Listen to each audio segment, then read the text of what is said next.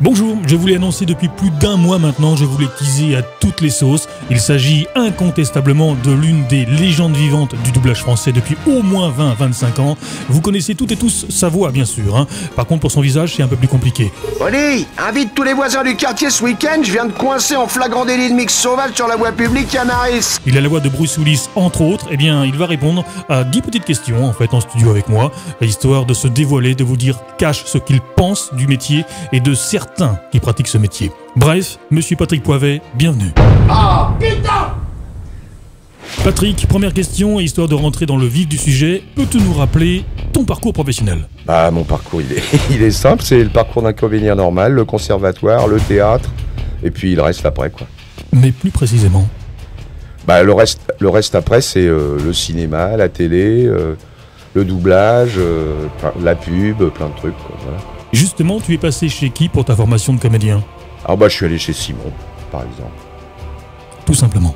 Alors, en tant que comédien de théâtre, qu'est-ce qui t'a amené vers l'exercice du doublage? Alors c'est très simple. Les pièces, quand on a l'honneur de créer des auteurs comme Jean Anouilh, par exemple, pour ne citer que lui, avec des stars comme Paul Meurice, François Perrier ou autres, les pièces on les joue 3000, 4000 fois. Alors 3000, 4000 fois, des fois ça peut faire 6 ans, 7 ans, 8 ans. Alors on joue tous les soirs au piège, on appelle ça être au piège, c'est-à-dire qu'on joue le mardi, mercredi, jeudi, vendredi, samedi, dimanche 2 fois et le lundi on est de repos. Bon. Et donc on fait des raccords, des fois une fois par semaine ou tous les 15 jours. Mais entre-temps, dans la journée, on s'ennuie. Alors un jour, il y a Paul Meurice, je vais le voir et lui proposer de racheter mon contrat. En lui disant, Paul, ça fait 3 ans qu'on joue la pièce, c'est génial.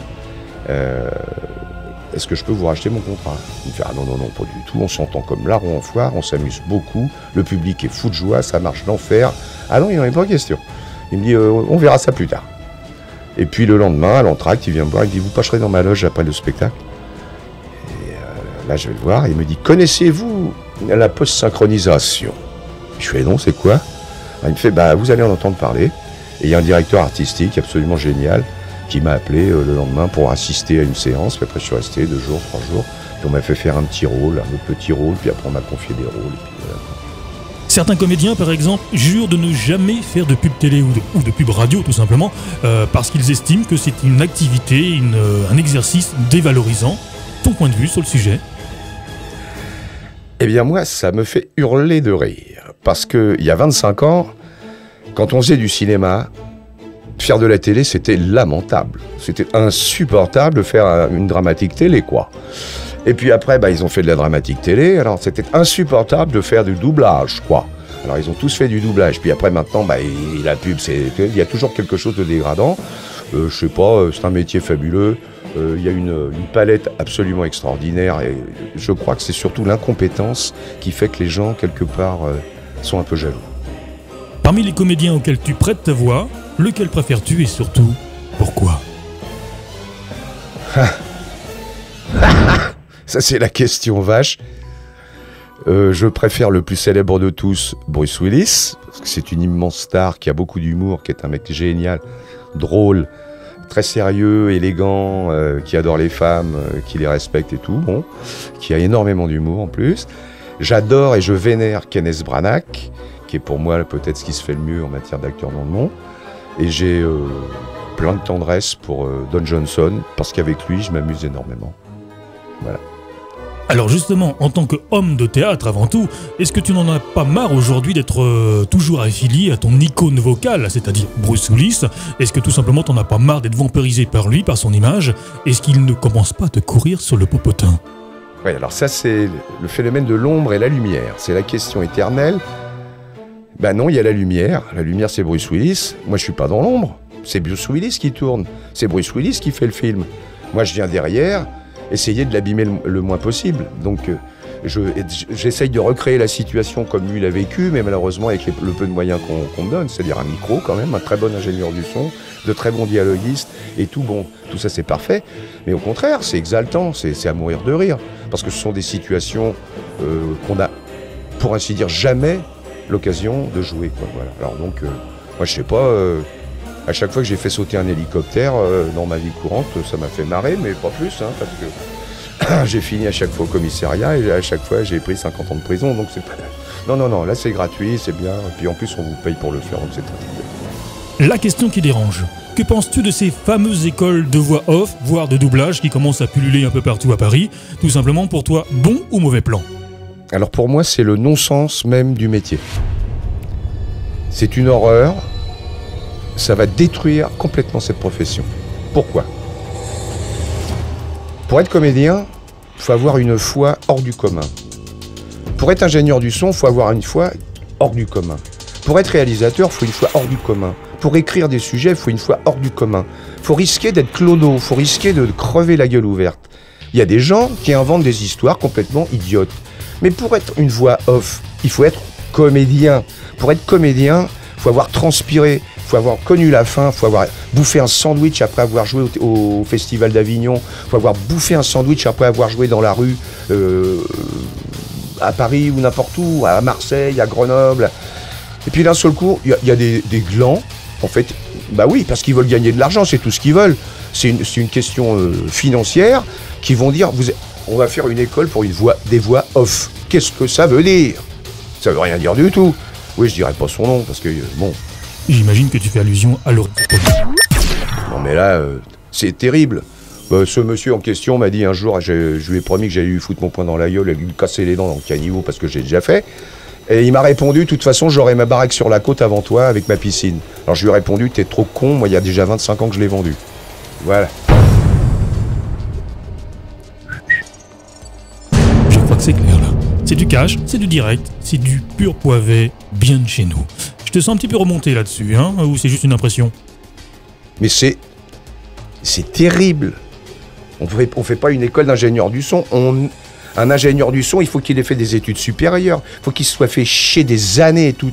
Et puis, après, il y a la rencontre. Ils en chient, les mecs. Mais là, je parle exprès d'un métier ailleurs, tu vois. Alors, quand t'es comédien, tu signes pour en chier. Tu signes pas pour être milliardaire. Alors, si tout le monde se voit, évidemment, Bruce Willis, Tom Cruise ou machin truc, il faut que les mecs aillent se faire soigner dans un hôpital psychiatrique, ils iront mieux après, hein. Eh bien, puisque tu en parles, justement, un jeune comédien qui voudrait démarrer son activité, son métier de doubleur ou de voix off, quel conseil judicieux et sincère donnerais-tu pour qu'il puisse arriver dans ce genre de métier et surtout pour sortir du lot? Eh bien, qu'il fasse du théâtre, qu'il aille dans un cours d'art dramatique ou dans un conservatoire. C'est gratuit, les conservatoires, d'accord? Et qu'il aille faire son métier de comédien, d'acteur. Parce que quand vous me demandez une intention, c'est un réflexe de comédien et d'acteur. C'est pas une machine à faire des intentions. C'est autre chose. C'est toi, le directeur artistique, qui me dit j'aimerais bien que tu la fasses comme ci, comme ça, ou alors tu me laisses partir dans mon délire. Mais simplement, le délire, faut l'avoir créé déjà, tu vois. Mais simplement, c'est un métier de comédien. Point.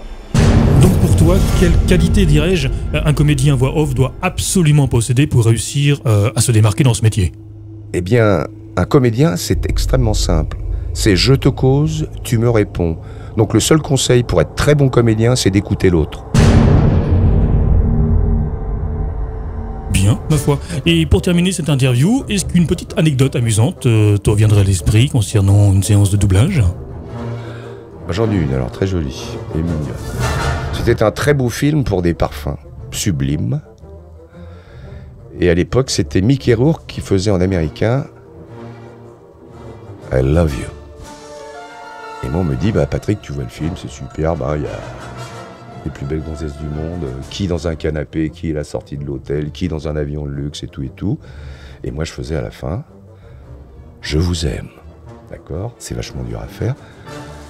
Et donc, le grand patron de cette grande société de communication, je ne dirai pas son nom parce que non, me fait Patrick, là, au moins ton pognon, tu vas le voler.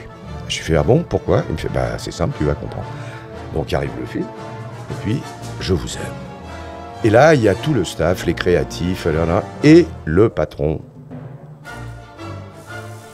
de la société de parfum. Le propriétaire, avec sa secrétaire, qui tient, à l'époque, c'était des téléphones portables, mais ça pesait 25 tonnes, et elle est juste là pour répondre au téléphone pendant le billou. Donc très bien, on fait le truc, alors je me mets derrière le micro. Il faut préciser qu'à l'époque, c'était en magnétique, hein, très important. Et donc, je me mets derrière le micro, caché dans ma cabine, de profil comme ça, et arrive le film, et je fais « Je vous aime ». Le grand patron en question fait « Ah, eh ben, de toute façon, il n'y a pas 36 façons de le faire, merci, c'est parfait. Toc, bah tu l'as volé ton pognon. Très bien. » Donc je mets mon parquet, je dis au revoir à tout le monde. Et puis, d'un seul coup, il y a le personnage en question qui fait « Dites-moi, au fait, elle s'appelait Ginette, c'est quand même drôle. Ginette, vous n'avez pas donné votre avis, qu'en pensez-vous ?» Eh bien, moi, je n'ai pas très bien senti le point sur le « i » de « je vous aime ». Alors moi, je la regarde en me marrant, je lui fais « Bah, je vais vous le faire, je vous aime !» Avec l'accent belge, je me dis, elle va rigoler, elle fait « Non, non, je parle sérieusement. » Donc, je me suis mis au micro. L'ingénieur du son a été faire une boucle magnétique numérique, voilà. Et j'ai fait 76 fois semblant d'enregistrer « Je vous aime ». J'ai fait. Et à la 76e, elle a fait « Ah bah voilà, là c'est très bien ». Elle a écouté la même 76 fois, c'est pas grave.